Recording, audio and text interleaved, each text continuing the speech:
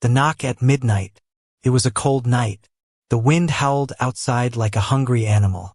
Snowflakes danced in the dark, falling quietly over the small outpost house where Ethan lived alone. Ethan was a former soldier. He had come to this edge of the colony world to find peace. Far from war, far from people. He liked silence. He liked being alone. But tonight, the silence broke. Knock, knock, knock.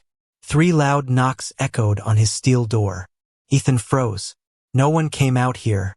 The nearest settlement was over 50 miles away. He hadn't seen another living soul in weeks. He reached for the old blaster he kept near the fireplace. His fingers cold, his eyes sharp. Knock, knock, knock. It wasn't desperate. It wasn't soft. It was steady, almost calm. Like whoever was knocking wasn't afraid. He walked slowly to the door, blaster in hand. The screen next to the door was broken, so he couldn't see who was outside. He hesitated, then opened it.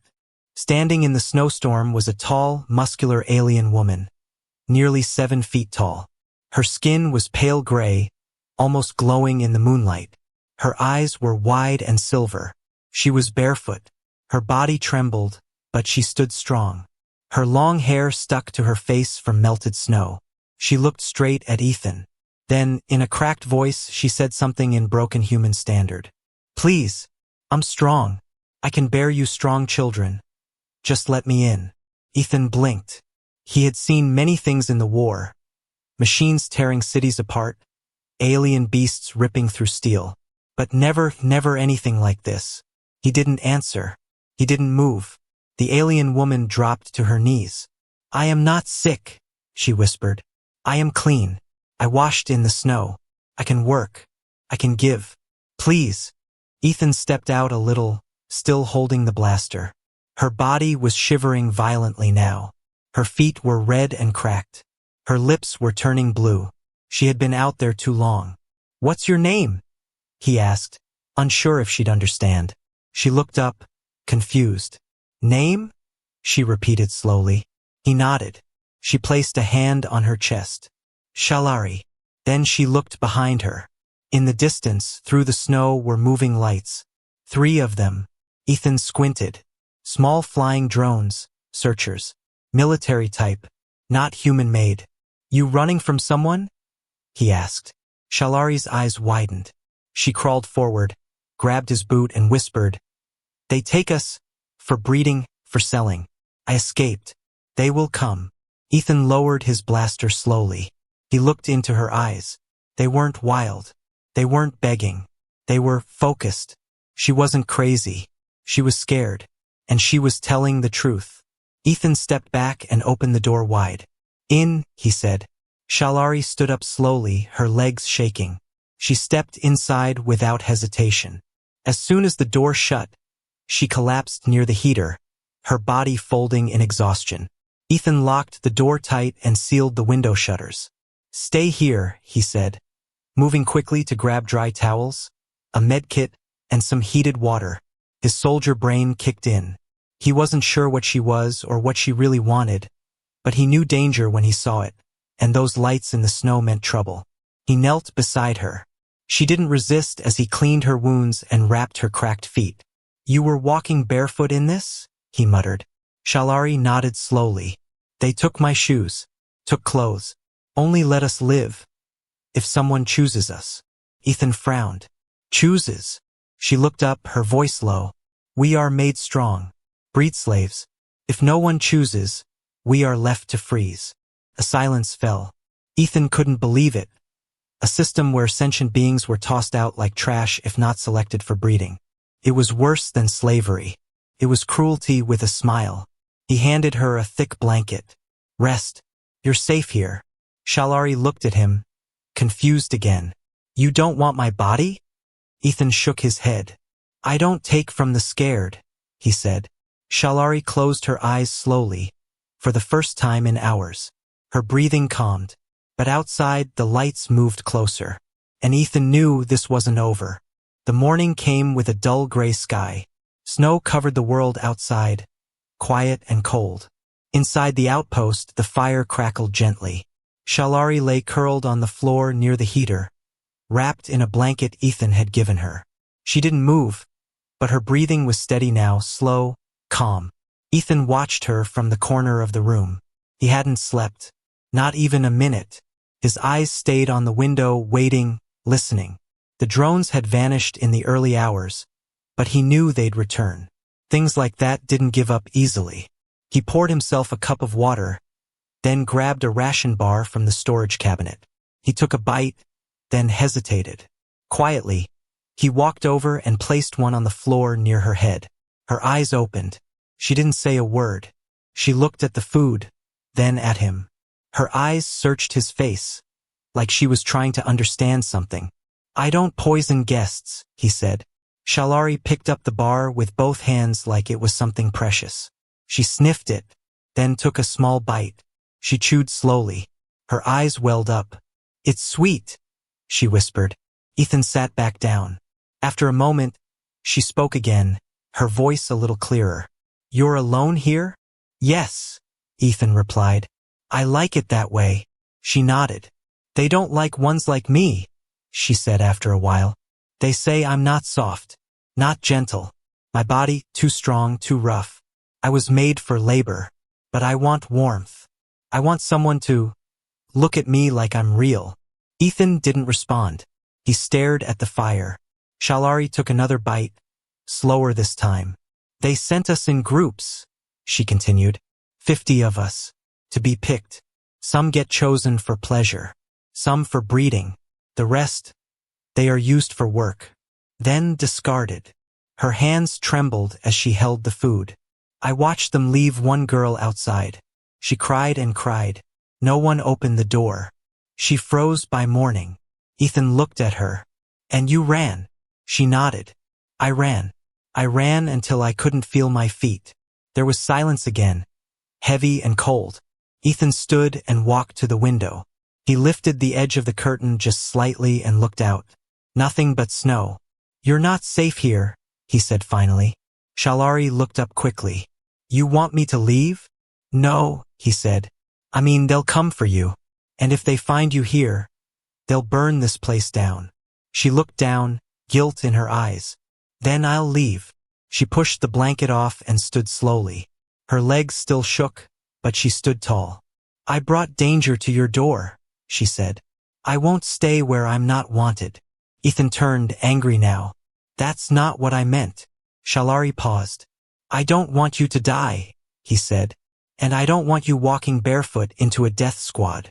He walked to a shelf and pulled down a small metal box. Inside were old ID chips, tools, and some spare clothing. He grabbed a scarf and handed it to her. "You're staying," he said, "but we'll hide you properly." She looked at the scarf in her hands, stunned.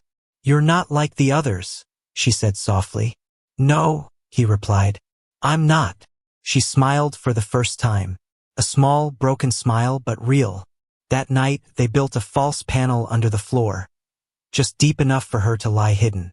If the drones came, she could stay silent while he told them she was never there. As they worked, she asked, "Why do you help me?" Ethan didn't answer right away. Finally, he said, "Because I know what it feels like to be thrown away." Her eyes softened. She reached out, her hand touching his wrist gently. "I don't want your body," he said. "If that's what you think this is." "I know," she whispered, "but I want to stay close, just for a while. I don't want to be alone anymore."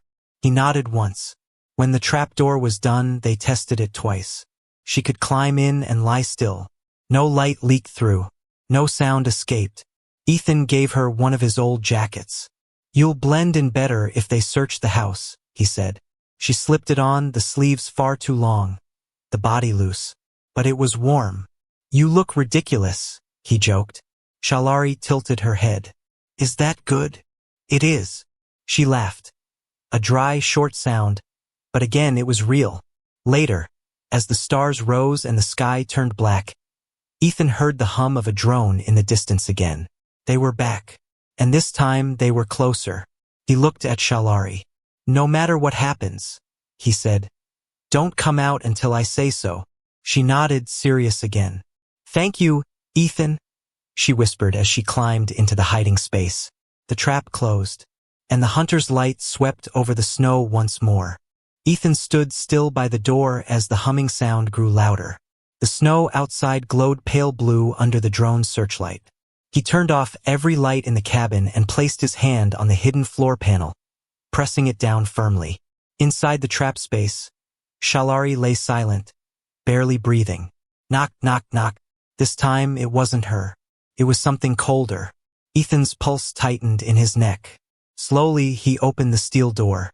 Outside stood a drone, black, spider-like, hovering on 4 legs. Behind it was a tall figure in a dark suit. Human-shaped, but not human. His helmet was smooth, without a face. Only a red light blinked in the center like a watching eye. "State your name," the machine voice asked. "Ethan Voss," he answered flatly. "Former infantry. Civilian now." The drone scanned him. "Thermal scans show a second heat source. I keep a generator running underground. Keeps the pipes from freezing." Ethan lied smoothly. Silence. Then, "You have been visited by a Class 8 escaped subject. Female. Non-compliant. Highly fertile. Report her." "I've seen nothing," Ethan said calmly. The red light on the helmet flickered faster. "Failure to report will result in property seizure and possible execution," the voice said. Ethan stepped forward. "You got a warrant?" Another silence. Then the drone backed away. The figure turned and walked into the snow. They didn't believe him. Not fully. But they were leaving, for now. He shut the door and locked it tight. Then, with slow hands, he lifted the panel. Shalari was staring up at him, wide-eyed, barely able to speak. "They know," she whispered. "Yes," he said. "But I bought us time."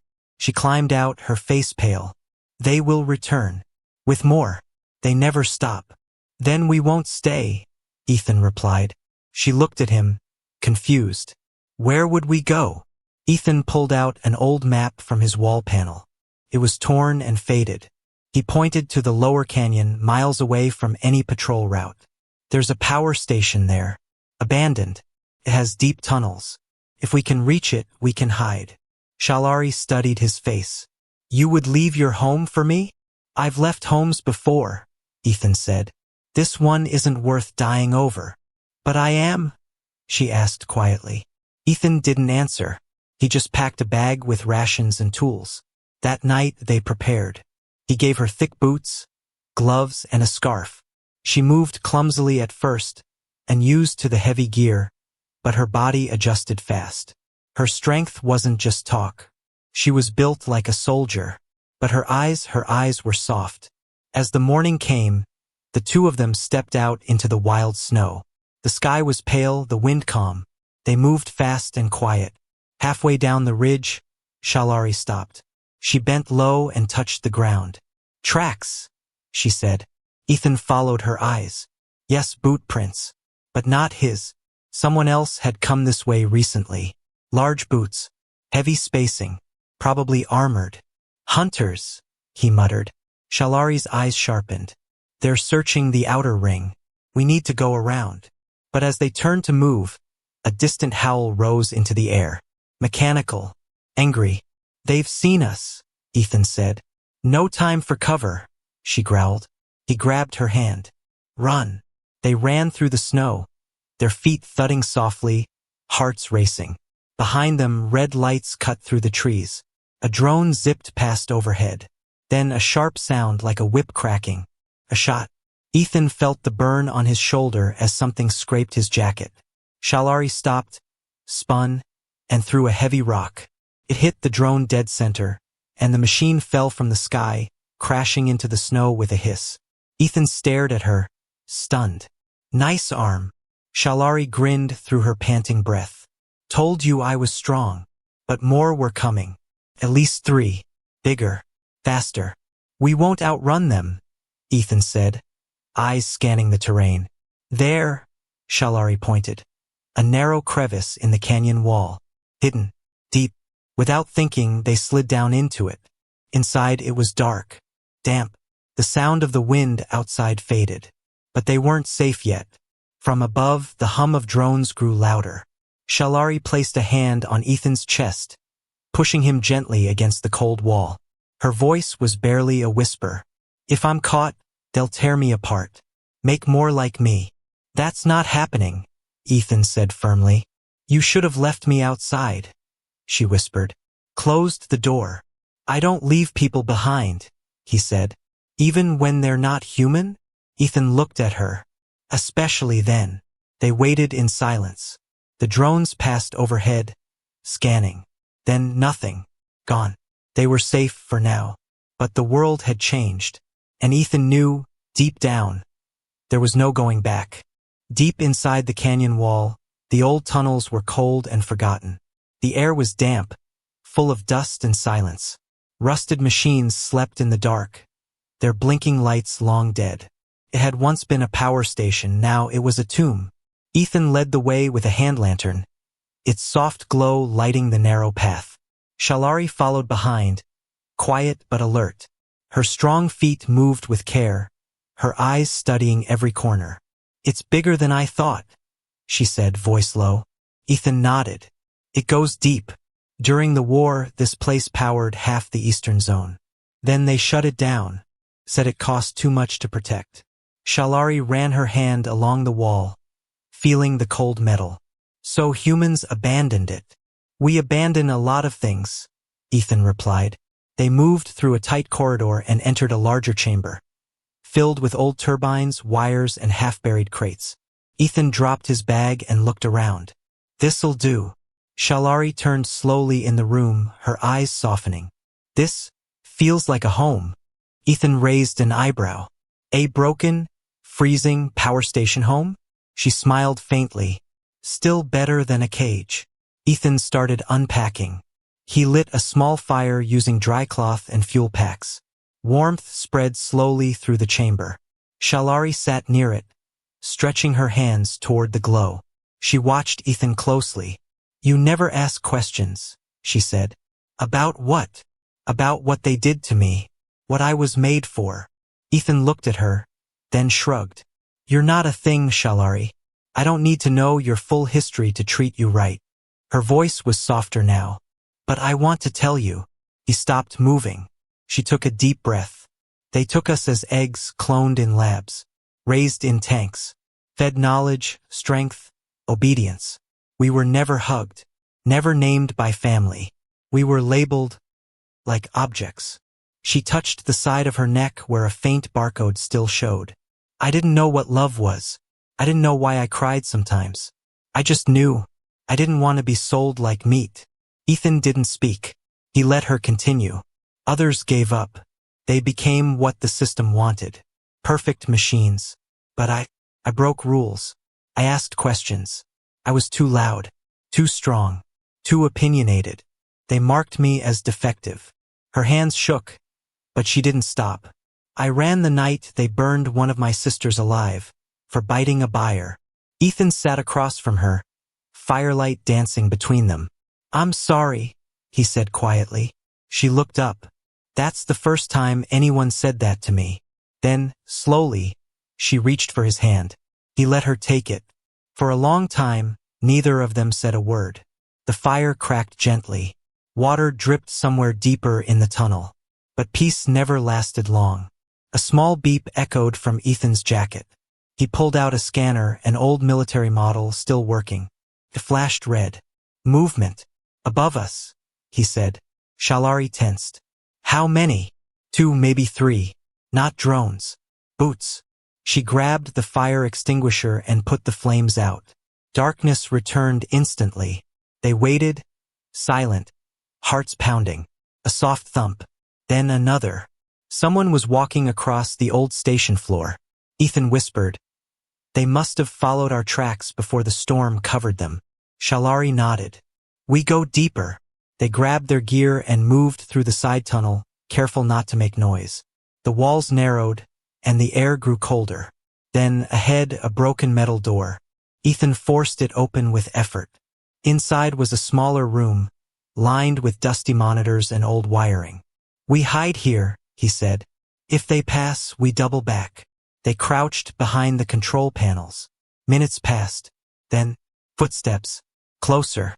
Shalari's breathing grew sharp. Ethan placed a finger on her hand, just a touch, reminding her to stay calm. The door creaked open. A figure stepped in. It wasn't armored like the others. It was human, young, dirty, skinny, wearing a stolen military coat. The boy raised his hands. "Please," he whispered. "Don't shoot." Ethan stepped out from cover, weapon lowered but ready. "Who are you?" The boy looked terrified. "They're after me too," he said. "I escaped the same group. I saw your fire. I followed the heat. I swear, I'm not here to hurt you." Shalari looked at Ethan, unsure. The boy added, "My name's Kellen. I'm one of the breeders too." Ethan's jaw tightened. He didn't lower the weapon, but Shalari stepped forward. She looked at the boy with strange sorrow. "You're like me," she whispered. And for the first time, Ethan realized Shalari wasn't the only one running. There were more, and they were all heading to him. The three of them sat in silence for a long time. The fire was out, the darkness deep. Only a faint red light from Ethan's scanner glowed near the wall. Kellen hugged his knees, shaking slightly. Shalari watched him with careful eyes. Ethan leaned against the cold paneling, mind racing. There was no plan for this. 2 runaways were already risky. Now a third, a boy, just a teenager, scared, weak, hunted. "How did you escape?" Ethan finally asked. Kellen didn't lift his head. "I wasn't useful," he whispered. "They kept me alive to help clean cages. I saw what they did to the others. Then, I took a chance and ran. I didn't know where I was going." Shalari moved closer, voice soft. "Did anyone follow you?" "I don't know," Kellen said. "I ran through a tunnel under the compound. I thought it was sealed. But I smelled smoke. I followed it." "That smoke was ours," Ethan muttered. "And now we're all exposed." He stood, pacing. "This place isn't safe anymore. If they find us, they won't ask questions. They'll just kill." Kellen's eyes filled with fear. "I don't want to go back." "You won't," Shalari said gently. "Not while I'm breathing." Ethan stopped pacing. "There's another way out. A shaft leading to the far cliffs, steep and risky, but no patrols. We go tonight." Shalari nodded. "I'll carry him if I must." "I can walk," Kellen said, sitting up straighter. "I'm not useless." "No one said you were," Ethan replied. "But I won't let you slow us down." They packed fast. Quiet. No fire. No lights. Just shadows and breath. The shaft was hidden behind a rusted panel, sealed since the war. Ethan forced it open with a crowbar and led the way, his boots crunching softly on metal dust. The shaft slanted upward, narrow and tight.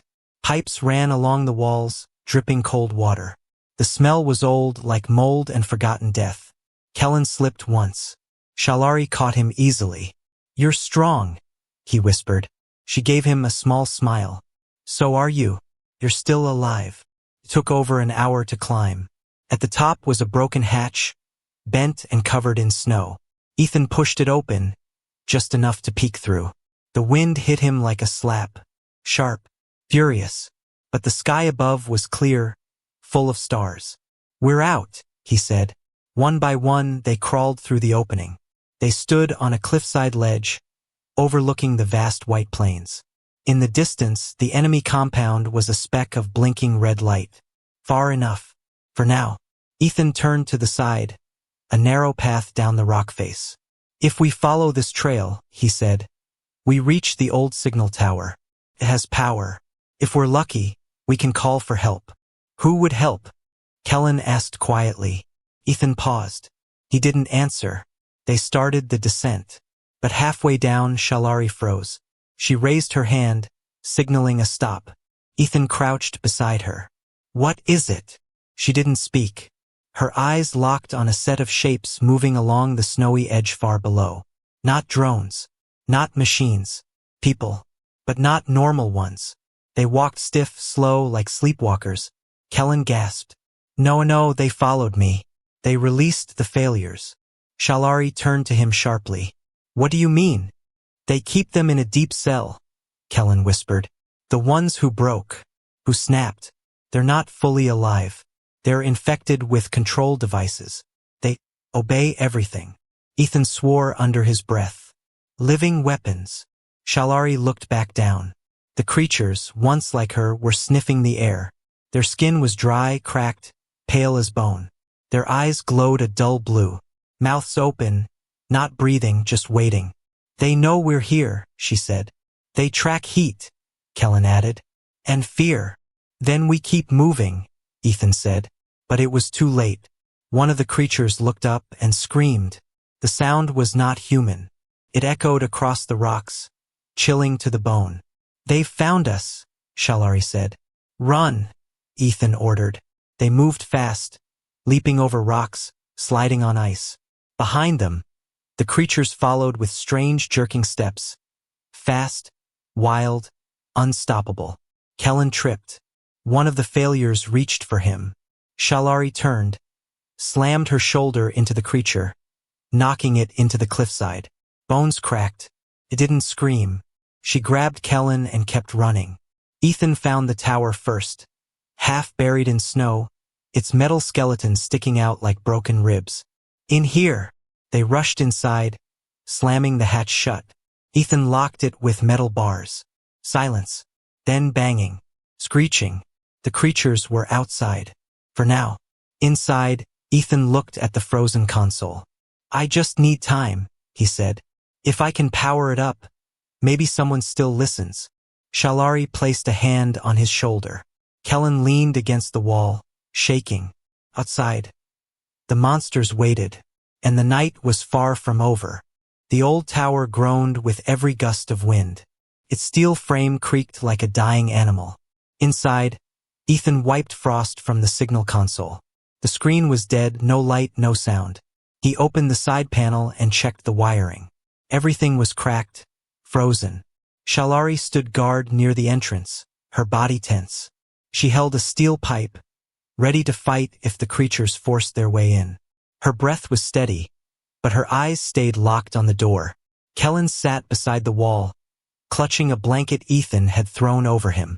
He was pale, tired, but alert. Ethan connected an old power cell to the console. A low hum echoed through the control room. The screen flickered, then lit up with a dull blue glow. He pressed a few keys. A message line blinked. Signal channel, open. No response detected. Ethan leaned forward and spoke clearly. This is Ethan Voss, former infantry, requesting emergency extraction. Coordinates uploaded. I have 2 survivors. One is a civilian, one is not fully human, but sentient, peaceful, and being hunted. He paused. Please, if anyone's out there, we need help. The message sent. Then silence again. Just the wind and the banging at the door. Shalari didn't move from her post. She spoke without looking back. Even if they hear, will they care? They better, Ethan said. Or we're dead by morning. Suddenly a new sound. Not banging. A voice. Soft, metallic, coming from the other side of the door. Shalari. She stiffened. Shalari. The voice repeated. You are property of Biogen Authority. You were designed to obey. You were made for service. Shalari's hands gripped the pipe tighter. You were not made to think, to feel. Come back, and we will fix you. The pain will stop. She turned away from the door. It's one of the handlers, she whispered. They send voices now, trying to break my mind. Ethan stood up. It won't work. But the voice continued. You failed. The human won't keep you. You are nothing but muscle and code. You were thrown out for a reason. Ethan slammed a wrench against the door, shouting, She's not property. Silence followed. Then a slow scratching sound, like claws on steel. Kellen whimpered. They're digging. The tower wasn't built to last. Its base was already rusted, the lower walls thin. If the creatures dug under, they could find a way in. Ethan turned to the boy. Kellen, can you climb? He nodded. Ethan pointed to a ladder at the back wall. Get to the top. If the antenna still works, boost the signal. I'll hold the console open. What about us? Shalari asked. We hold the door, Ethan said. Kellen didn't argue. He scrambled up the ladder, disappearing into the dark shaft above. Shalari looked at Ethan. You know they won't stop. Even if help comes, they'll hunt me. Forever. Then we keep running, he said. She shook her head. No, not this time. She dropped the pipe and pulled something from her coat. A small metal rod with a red button. Ethan's eyes widened. What is that? A core charge, she said. They plant them in us. Hidden deep. I found mine and removed it years ago. Why do you still have it? She looked at him. For when running stops working. No, Ethan said quickly. That's suicide. It's protection, she replied. If they breach the wall, I'll go out and end it, them and me. You and Kellen will live. I didn't save you to watch you blow yourself apart, he snapped. You saved me so I could choose, she said softly. This is my choice. Suddenly, above them, a beep. Kellen's voice crackled through a speaker. I got it boosted. I think someone's listening. But the antenna's weak. Another voice followed, garbled, robotic, but clear enough. Ethan Voss signal received. Hold location. Extraction team en route. ETA 30 minutes. Repeat, 30 minutes. Ethan laughed in relief. But Shalari didn't smile. We don't have 30 minutes, she whispered.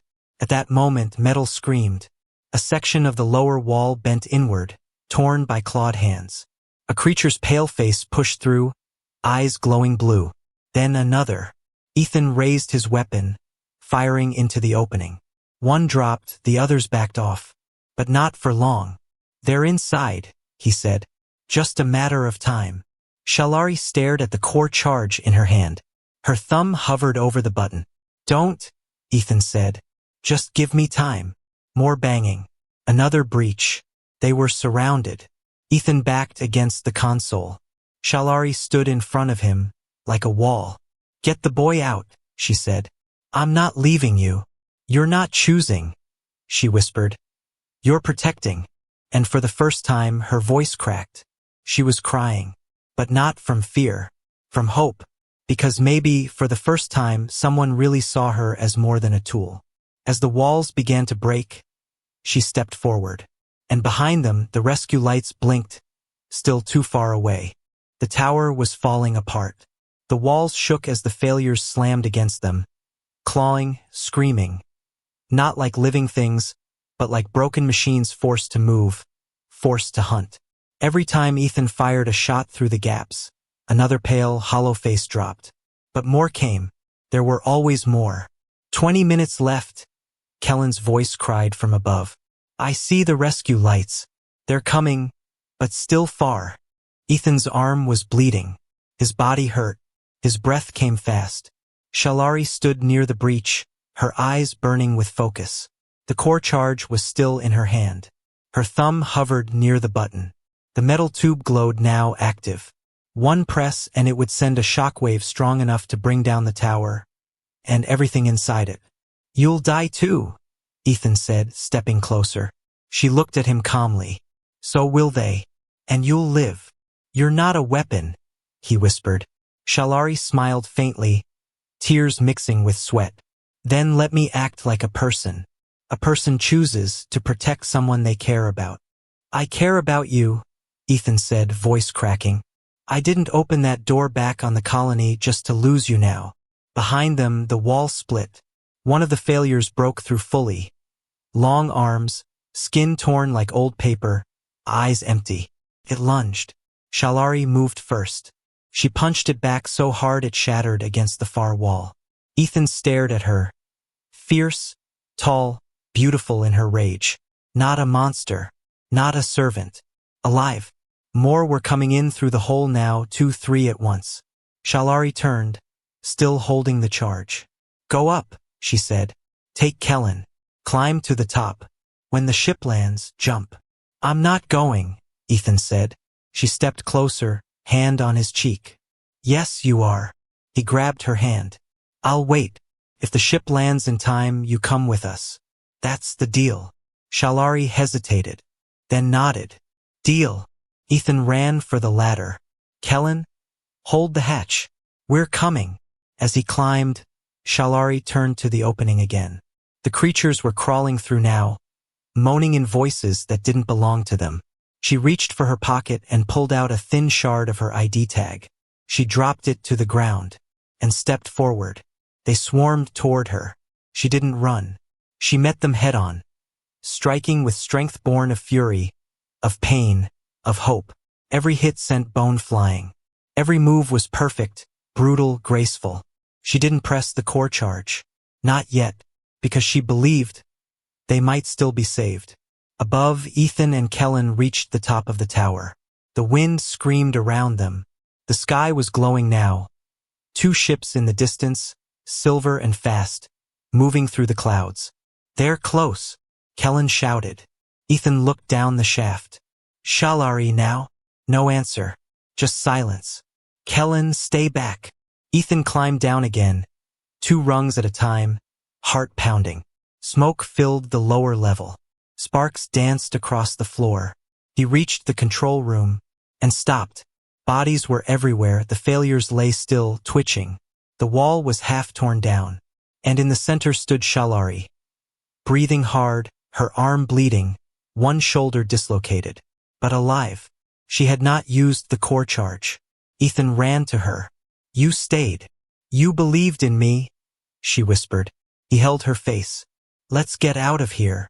They climbed together, step by step. The tower groaned again, ready to collapse. As they neared the top, a ship hovered above, lowering a ladder. Kellen was already halfway up. Ethan helped Shalari climb. Her body shook, but she didn't stop. One hand after another. Then, they reached the open door of the ship. Armed soldiers pulled them in. Inside was warmth, light, safety. A medic ran forward. "She's injured." Ethan stopped them. "Careful. She's not just anyone." Shalari slumped into the seat, finally allowing herself to rest. Kellen sat nearby, holding her hand. The ship lifted off. Below, the tower shrank until it disappeared into the white snow. The commander walked over. "You risked everything for her," he said. Ethan didn't look away. "She's worth it." Shalari opened her eyes slowly. "They called me unfit, too strong, too broken." "Good," Ethan replied, "because you were strong enough to break free." She smiled. For the first time in her life she felt real. Wanted. Not for her body, not for her strength, but for her soul.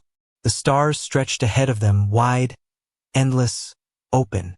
Shalari leaned her head on Ethan's shoulder. "I'm not alone anymore," she whispered. He held her close. "No," he said. "You're home now."